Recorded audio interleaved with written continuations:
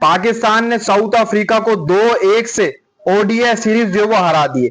पाकिस्तान ये ODI series जीत तो गया, लेकिन अगर आप फैसलाबाद के क्राउड के साथ इस ओडीआई सीरीज को कंपेयर करेंगे, फैसलाबाद वालों ने जैसी मोहब्बत दी, हाउसफुल नजर आया तीनों ओडीआई मैचेस के अंदर, तो ये ओडीआई मैचेस एक तरफ रह जाएंगे और फैसलाबाद के क्रिकेट फैंस एक तरफ रह जाएंगे। जिस तरीके से उन्होंने प्यार मोहब्बत दी है, क्राउड फुल रहा तीनों ओडीआई मैचेस में। लेकिन फैसलाबाद वाले ये एक्सपेक्ट नहीं कर रहे होंगे कि यार तीनों ओडीआई मैचेस के अंदर कम टोटल प्लस होगा। जिस तरीके से रन्स लगे तीनों ओडीआई मैचेस के अंदर, 300 भी पार नहीं कर पाए, यानी कि जो भी टीम पहले बैटिंग करती थी वो 300 पार भी नहीं कर पाती थी। फैसलाबाद वाले एग्रेसिव क्रिकेट चाहते होंगे कि यहां पर जब ओडीआई क्रिकेट की वापसी हुई तो कोई ओडीआई मैच के अंदर 350 बन जाए, फिर वही 350 चेज हो जाए, वो माइंड ये भी बना के आते होंगे। लेकिन इतनी स्लो क्रिकेट, इतनी लो क्रिकेट हमने फैसलाबाद के अंदर देखी, जो कि पहले, इससे पहले हमने नहीं देखा। पहले ये फैसलाबाद का क्राउड माना जाता था कि यार बैटिंग के लिए जो है वो जबरदस्त है, बैटर्स को काफी ज्यादा फायदा मिलता है। लेकिन आज हमने देखा पिछले जो 2 ओडीआई मैचेस गुजरे उनमें देखा बॉलर्स को ही फायदा मिला, और आखिरी ओडीआई मैच के अंदर जो आज पाकिस्तान ने साउथ अफ्रीका को हराकर ओडीआई सीरीज 2-1 से जीत ली है, वो ओडीआई मुकाबला भी अगर आप देखें तो सिर्फ 143 रन बना।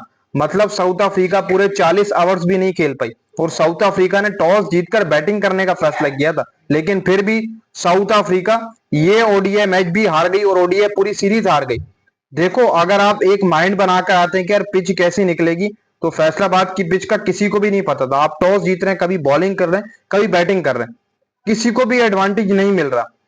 मतलब कि बैटर्स को तो एडवांटेज मिल नहीं रहा, टॉस भी फैसला नहीं कर पा रहा कि यार कौन ओडीआई मैच जीतेगा। यानी कि एक होता है ना कि यार टॉस जीत गए, थोड़ा बहुत हम 50% मैच जीत गए, वो भी नहीं नजर आया।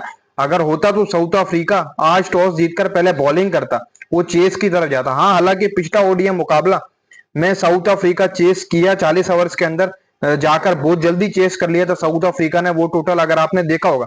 लेकिन आज साउथ अफ्रीका ने, मैं समझता हूं कि यहां पर मिस्टेक जो की है छोटी सी, वो ये की थी कि टॉस जीतकर सबसे पहले बैटिंग करने का फैसला उन्होंने गलत किया, वो बॉलिंग की तरफ ही जाता। जब आप पिछला ओडीआई मुकाबला चेस करके आए हैं, इतना बड़ा टोटल चेस करके आए हैं, ये फैसलाबाद से बड़ा टोटल ही कह सकते हैं। जैसे पिच है, पिच जो है फैसलाबाद की इस ओडीआई सीरीज के अंदर, पूरी ओडीआई सीरीज के अंदर बैटर्स के तो फेवर में गई नहीं है, स्पिनर्स और फास्ट बॉलर्स के फेवर में गई। आज अबरार अहमद ने 4 विकेट्स लिए, अबरार अहमद 4 विकेट्स लेकर गया। वहीं पर मोहम्मद नवाज ने 2 विकेट ली। आज पूरा स्पिन विकेट बना हुआ था, सलमान अली आगा 2 विकेट। बाकी अगर देखा जाए तो हारिस रऊफ कोई विकेट नहीं ले पाए, शाहिन शाह अफरीदी ने बाकी 2 विकेट्स लिए। तो ये रहा आज का पाकिस्तान का बॉलिंग स्टेट। और वहीं पर अगर देखा जाए तो पिछले जो 2 ओडीआई मैचेस देखे हमने, उसमें साइम अयूब ने भी अच्छी बॉलिंग की, और साइम अयूब ने उन मैचेस के अंदर बैटिंग भी अच्छी की। आज 77 किया। आई थिंक पहले दूसरे ओडीआई मैच में भी 60 प्लस जो वो इनिंग खेल कर गया था। आज साइम अयूब ने जो इनिंग खेली है वो 77 रन की इनिंग खेली है, वो भी 70 बॉल्स के ऊपर, लेकिन स्लो थी। लेकिन बाय द वे पिच के हिसाब से, और जैसा आप कह सकते हैं कि जैसा क्राउड वैसे ही पिच, फिर उसके बाद भाई साहब वहां पर जाकर बाबर आजम भी आज फेल हुए। Babar Azam again fail, 27 run करके गए पूरा ओडीआई। तीनों मैचेस के अंदर बाबर आजम फेल ही नजर आए, बाबर के बल्ले से कोई रन नहीं। बाकी साइम अयूब ने 77 रन की बारी खेली, पिच के हिसाब से 70 बॉल जो साइम अयूब ने खेली वो परफेक्ट खेली, इसमें आप कुछ नहीं कह सकते। लेकिन दूसरी तरफ अगर देखा जाए साउथ अफ्रीका की तरफ, तो इस पूरी ओडीआई सीरीज के अंदर क्विंटन डी कॉक ने बड़ी जबरदस्त मेहनत की है।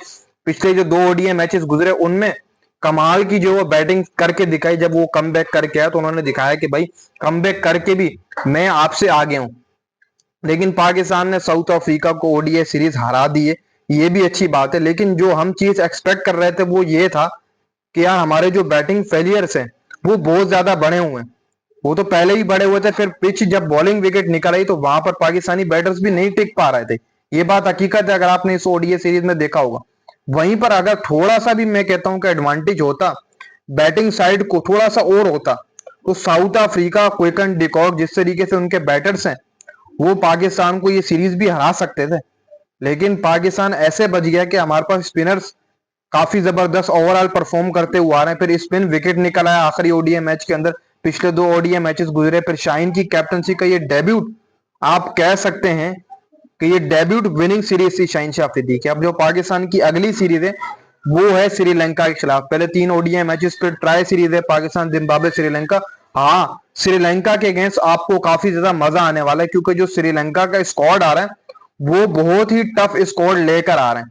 मतलब कि आप कह सकते हैं कि श्रीलंका की अगर आप टीम देखेंगे, जो 3 ओडीआई मैचेस 11 नवंबर से ओडीआई सीरीज स्टार्ट हो रही है, अगर आप उसको देखेंगे तो साउथ अफ्रीका का स्क्वाड काफी ज्यादा स्ट्रांग है पाकिस्तान के मुतबादिल।